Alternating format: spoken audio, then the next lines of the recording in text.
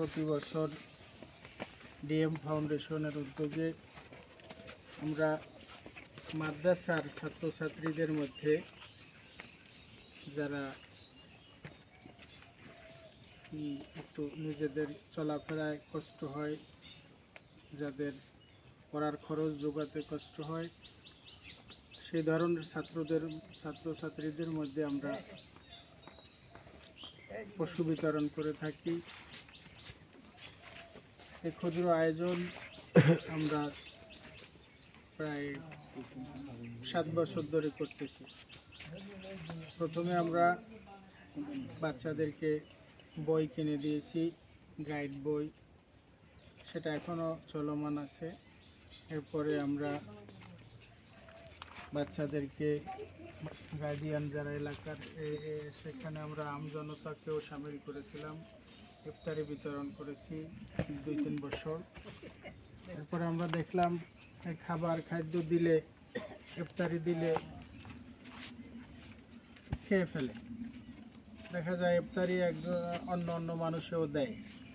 সুতরাং আমরা চিন্তা করলাম যে এমন একটা জিনিস দিই যেটা থেকে একটু বাড়ে, যেটা থেকে মানুষ স্বাবলম্বী হতে পারে। এই চিন্তার মধ্য থেকে আমাদের এই উদ্যোগ যে ছাত্রছাত্রীরা একটা পশু দিলে এটাকে পেলে পুষে বড় করবে, সকালে মাদ্রাসা আসবে, বিকেলবেলা পশুটারে একটু নিয়ে ঘুরবে ফিরবে, খাওয়াবে, ও নিজেও স্বাবলম্বী কী জিনিস, বড় কীভাবে হতে হয়, টাকা কীভাবে ইনকাম করতে হয়, পশু কীভাবে পালতে হয় সেটাও শিখলো, পশুর প্রতি মায়াও হলো, পালা পোষাও বুঝলো, সাথে সাথে নিজেও একটু স্বাবলম্বী হলো। এখন দেখা যায় আমরা যেগুলো দিয়ে আসছি এতদিনে, এগুলোর মধ্যে অনেকের বিক্রি করে ফেলেছে।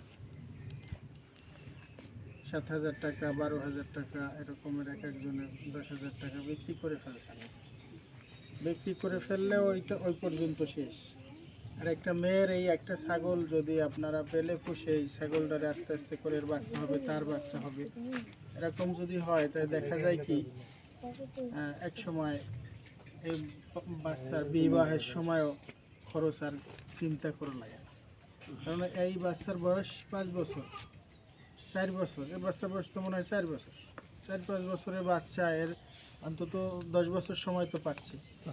10 বছর যদি আপনি একটা জিনিস লালন পালন করেন, সে যদি বাচ্চা দেয়, আল্লাহ যদি বরকত দেয়, তাহলে বিয়ের খরচের চিন্তা করা লাগে না। এইরকম মন মানসিকতা থাকতে হবে। কারণ একটা জিনিস পাইলাম, বিক্রি করে ফেললাম, আমি এই কষ্টটা অন্য দিক দিয়ে চালাইলাম, আমার ঠেকটা আমি যে কারণে আমি বিক্রি করব সেই কাজটা আমি অন্যভাবে করলাম। যে আমরা যে পরিকল্পনা, আমাদের যে উদ্যোগ, আমাদের পরিকল্পনা হচ্ছে ছাত্ররা যাতে ওর যখন ও মেট্রিকে পড়বে, এখান থেকে 5-এ পাস করে ইবতেদায়ী মাদ্রাসা, এখান থেকে 5-এর পরে চলে যাবে, চলে যাওয়ার পরও যখন অন্য প্রতিষ্ঠানে পড়বে তখনও তো খরচের প্রয়োজন। এই দুইটা বাচ্চা যদি